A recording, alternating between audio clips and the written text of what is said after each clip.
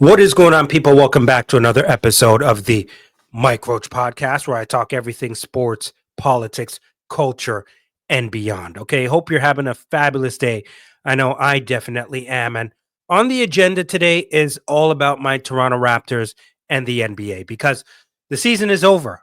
The season is over for a bunch of teams who didn't make the postseason, the Toronto Raptors being one of them.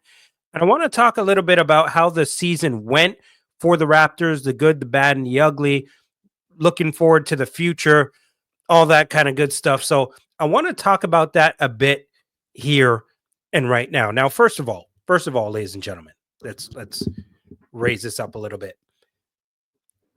We knew that going into this season was not going to be pretty if you were a Toronto Raptors fan. Now, we do have people that are, say, hopeless romantics when it comes to the Raptors. And we understand that you believe that they're going to be able to do no wrong and all that kind of stuff. And that's completely fine. I like that. I got no problem with that whatsoever. But realistically, those who know the NBA, the Eastern Conference, and the roster and what we had going into the season, we knew most likely it was going to be a challenging season. And that's completely fine. That's completely fine. We're not delusional here. We get it. We get it, right? Like this said, Masai Ujiri, the organization said it's going to be a rebuild, which is what it is at this point. But overall, the season was pretty tough to watch. And I mean, listen, I'm in Scotiabank Arena for every game.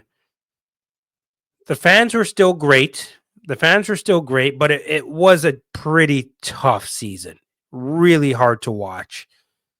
It was brutal. It was damn near brutal at some points, to be completely honest with you. I'm not going to lie. But we did have some good moments as well. But overall, the best thing about the Toronto Raptors season was the roster and the growth that we have seen from the young players and even some of the players that we have already had. For example, the RJ Barretts, the Scotty Barnes. And those guys were in and out of the lineup. And that's where this thing really starts. It starts with guys being out of the lineup and injury prone for this specific season. The first game we witnessed, Emmanuel quickly go down with an injury. He's out for a bunch of games. He missed more than half the season. Emmanuel quickly, I believe, only played in 33 games this season. I'm going to check that number for you right here, right now, if I can. But yeah, overall, just a bunch of guys were out of the season, out of the lineup this season, which makes it extremely, extremely tough. Quickly at some point, Barrett at some point, Barnes, Pirtle, Grady Dick later on in the season, but a bunch of guys were out of the lineup. And the starting unit that you were expecting to have only played with each other for 107 minutes, I believe, this season, which is crazy. Absolutely crazy. 107, that's less than 3 games. That is nuts. And so it's hard to even evaluate what you have as a roster when you don't get to see all of these guys play together. So that was pretty disappointing overall. But on the other side, because of those injuries, now you have rookies, right? You have these guys like Jacoby Walter and Jamal Shed. You get a guy like AJ Lawson who comes along later on, but Jamison Battle and Mobo. And so that ends up being a plus for you because of how much those guys got to develop. And now, since they actually have some experience and, had some meaningful games under their belt, that will be a very good thing come next season because a lot of these guys, they're going to be coming off your bench and you're going to need them. You have to be a deep team. You have to be a deep team. Jacoby Walter, Jamal Shed, Mobo, as I mentioned, Lawson, Grady Dick. I mean, these are your guys who are going to be giving you minutes next season. Ochai Agbaji, he's going to be there as well. And then from a starting unit perspective, Scotty Barnes, Barrett, Quickly, Pirtle. And now The other best part of this season was you trading Bruce Brown and Kelly Olynyk and getting Brandon Ingram. Now, that's the big thing, right? Like you getting Brandon Ingram and getting the young guys to develop at the same time while maintaining where you are in the draft,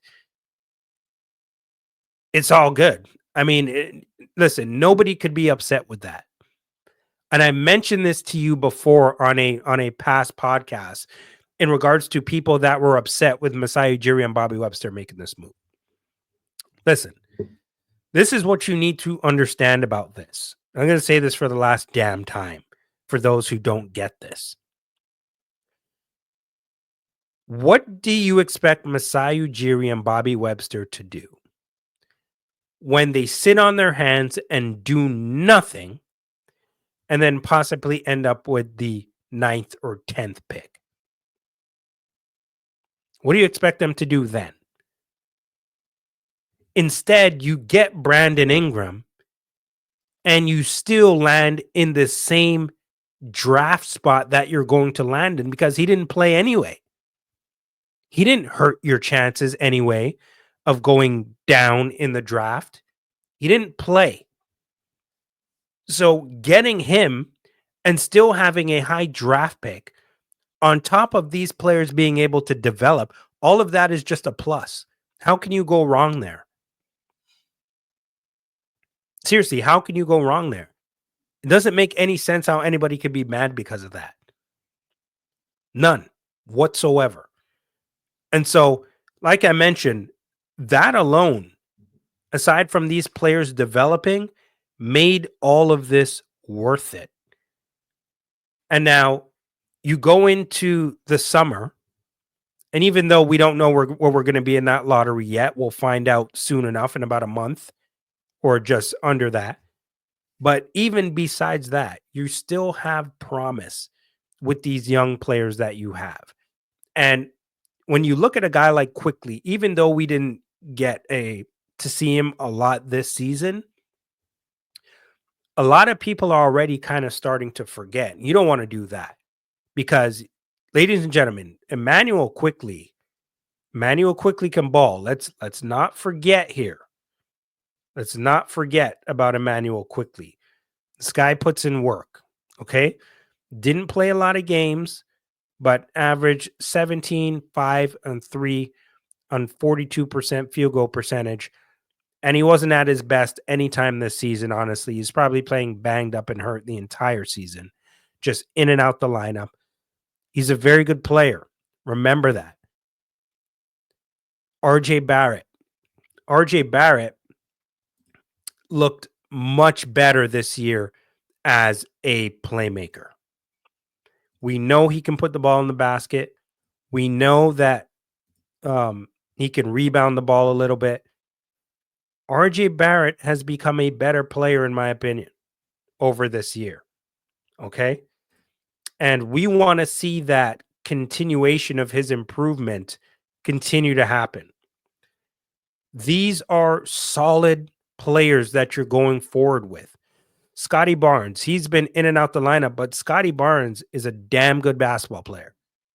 I mean, it's pretty tough to average almost 19, 7, and 6 on almost 45% shooting. And on top of that, can play on the other side of the ball. And one thing I did realize a little bit more about Scotty Barnes that I liked this year was that, yes, he still did complain a little bit. He did to the referees and all that kind of stuff. And yes, we do find that a bit annoying, but he's gotten much better. He's gotten much better. And he hasn't been complaining as much. He seems more calm and under control, or his emotions are under control. And one thing I realized about Scotty Barnes is the coaching staff and his teammates really seem to love him. And that's what I'm starting to recognize. And Scotty as well, what I'm starting to realize is he seems to be a lot. He's handling and speaking to the media. He always seems to be positive and encouraging his teammates. And honestly, if you're going to be the leader of a team, which is what Scotty Barnes is at this point for the Toronto Raptors, that's what he's become. I'm proud to see that personally because listen, I know we got Ingram and Barrett and Quick, and we don't really know what's going to happen over the summer. Could there be another move? Potentially, there could be. It ain't going to have to do with Scotty Barnes. I'll tell you that much. But Scotty Barnes is still going to be that guy that you desperately need and that you're going to have to lean on if this team is going to go somewhere. Not just him, but remember that he is going to be a massive part of that. Can do it on the offensive end. Okay, if you're talking about giving him the ball on the block, turnaround, face up, going to the basket, short jumper, can step back from 3-point range, not great, but improving and getting better, can make a move going to the basket, can make free throws. He's not afraid, can get the crowd on their feet, can block shots, play defense, can steal the ball. And another thing, he's become a really good communicator on defense, which is huge to me. It's huge. And right now, I always say the biggest thing for me is what I get confused about is what type of team are the Toronto Raptors? What are they going to be?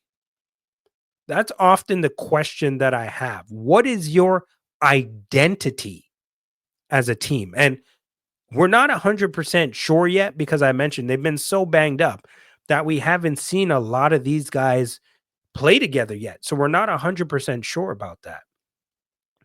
But I'm interested in what the identity of this team will be. We don't know yet, but having a guy like Barnes and Ingram and Pirtle, like you're really long and you have size.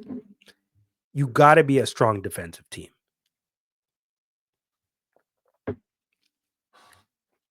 You got to be a strong defensive team, period.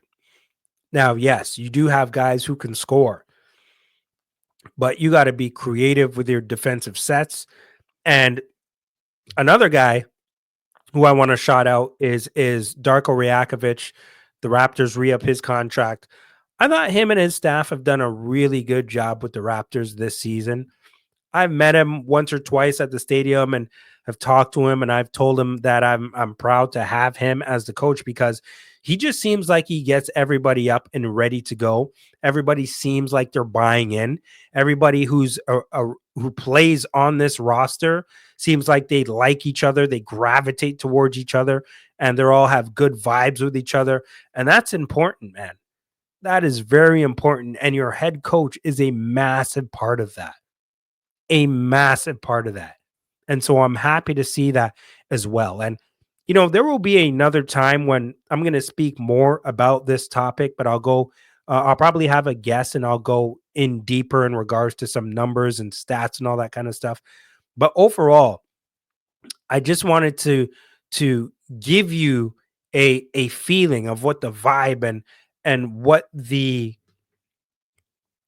wouldn't say the just necessarily the fan base, but the organization as well. The future looks very bright here if you're the Toronto Raptors because you have pieces, and with those pieces come options. With those pieces come options. You can move things around. You still got a good draft pick. You got a little bit of depth now with your bench. And now we'll just wait to see what happens with this draft pick and stuff. But overall, what we have right now looks good going forward. Will you make some moves? Maybe they will. I don't know. You can let me know in the comments. How do you feel about the way the Toronto Raptors look going into next season? Even though we don't know if this is going to be the final team, because there will be some things that happen in the offseason, I'm sure. But how do you feel about this team going into next season? Where do you think we're going to last? Where do you think we're going to end up in the draft lottery? Just so many different questions. And if you have any opinions and you want to share your thoughts in the comments, go ahead and do that as well. And shout out to the comment section because I've been realizing that on a lot of my podcasts, by the way, I've been getting some really good comments and feedback in that comment section. And now, so what I'm going to do going forward is that I'm going to use your comments in my shows. And I'll mention you, but a lot of you guys have some really good comments, and I want to share some of those comments and maybe expand a bit more and talk about some of the things that people are writing in my comments. All right, folks. So quick hitter episode today discussing the Toronto Raptors. I was going to do a little bit of politics, but the debates are actually taking place tonight and tomorrow. French tonight, English tomorrow, in regards to the Canadian federal election. And so when that wraps up, I will be back with some politic talk. But it's your boy Mike Roach at Mike Roach 7 on IG, at Mike Roach 23 on X. Make sure you follow, like, subscribe, rate, and share the Mike Roach podcast. And if you know somebody likes the Toronto Raptors, sports, politics, all that kind of stuff, don't hide the pod. Don't be greedy. Don't be greedy and just keep the damn podcast and my show for yourself. Hit the share button.